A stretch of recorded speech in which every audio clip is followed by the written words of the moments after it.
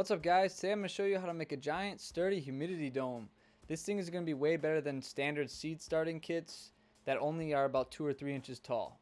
So let's get started. Alright guys, in order to not use one of these flimsy things that can barely hold anything and limits your plant's heights, here's what you're going to need. One tub that will be your base. This is where the plants are actually going to rest in. And you're going to want this one to be the most sturdiest because this is what's going to hold all the weight if you decide to move this thing around with plants or water inside. For my base tray, I chose something that's very shallow because I don't want the height of the actual container to block any light. Next, the probably most important part is going to be your dome. This thing has to be clear, otherwise you're not going to allow any light to get inside of the humidity chamber. Both of these items I've picked up at Walmart, and it's going to be pretty important to actually go to a store and look at everything. Why, you might ask? Because you have to kind of measure up the dome, and you have to make sure the dome is slightly smaller than the rim of your main tray tub. Because if the dome is the same exact size or larger, any water that builds up on the surface of the dome will run down the sides. So if the sides are not contained in your main tray, you'll have water that leaks everywhere over time. I'll illustrate that later and you'll see why it's so important. Alright, so first I'm going to dry fit these kind of things, and I already did this at the store, which again is so important that you do at the store, because if you get home and you see that they're not going to fit together well, then it's just not going to work out nicely.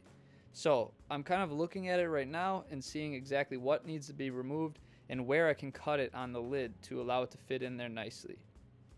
This lid is actually perfect because it will allow me to cut right along the inner edge of the lip, which will create a perfect shelf for the actual lid to sit on.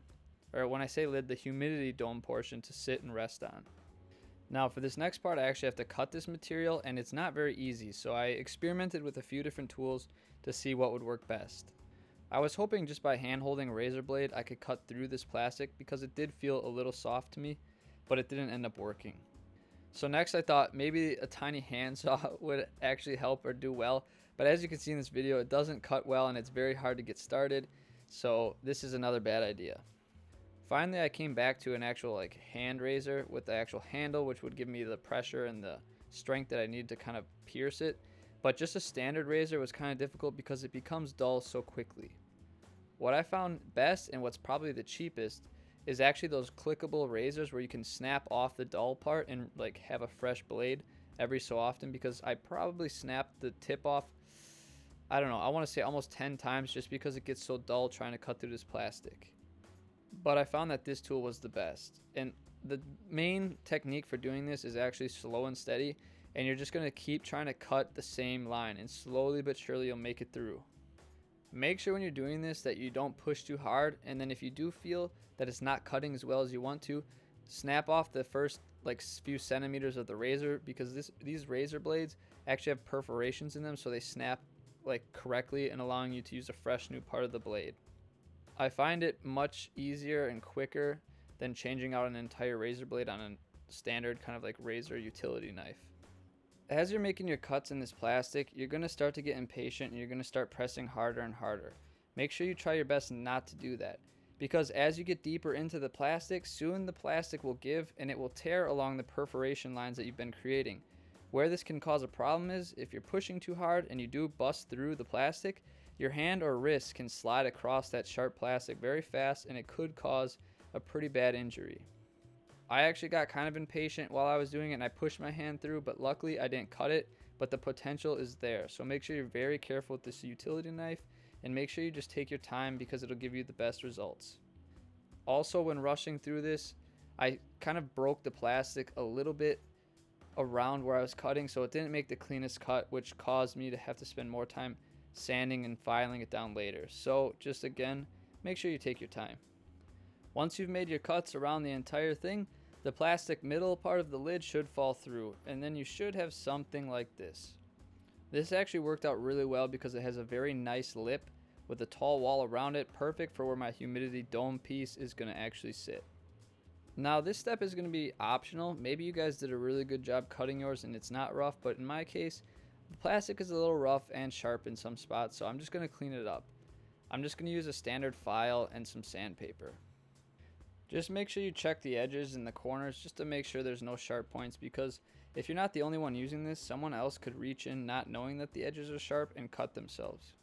Plus, if you've gotten this far, you might as well do a nice job so you have like a nice project you can be proud of. Sometimes the little finishing touches like this are what make all the difference. Once you've touched up the sharp edges, now your first piece should be done. And this is going to be our main tray, which is going to actually store the plants and the water that we use to generate the humidity. Next now, which turns our just simple tray into an actual humidity tray, is going to be the dome. And this is where you're going to need a clear tote. The taller the better in my opinion, because it gives you plenty of space for your plants to grow.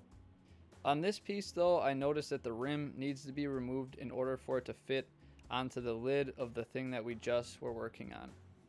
So again, I'm going to try different tools to remove this because not all plastics are the same. I started with the saw because I figured I could get a better start since we're coming from the outside and not trying to cut the middle out, but the saw proved not to work as well as I wanted it to work. Then I busted out the trusty razor and it worked perfectly. So for this, I just followed the seam where the actual lid met the main part of the tote, and I just used the seam as my guide. When cutting stuff like this, it's always best to find like a groove that the razor blade can follow. That way you can easily make the same cut over and over. If you try and freehand cut random shapes, or if you try and cut somewhere else on a flat part without a groove, it's much more difficult to stay consistent. Here you can see with just a simple cut, it's already starting to bend a lot and the perforation is almost there. Again, as you start getting this stuff removed, it's going to create really sharp edges on the tote. So make sure you're very careful. As much as plastic looks soft and malleable, sometimes it can be just as sharp as glass. The edges that we're creating can cut you very easily, so please be careful when doing this.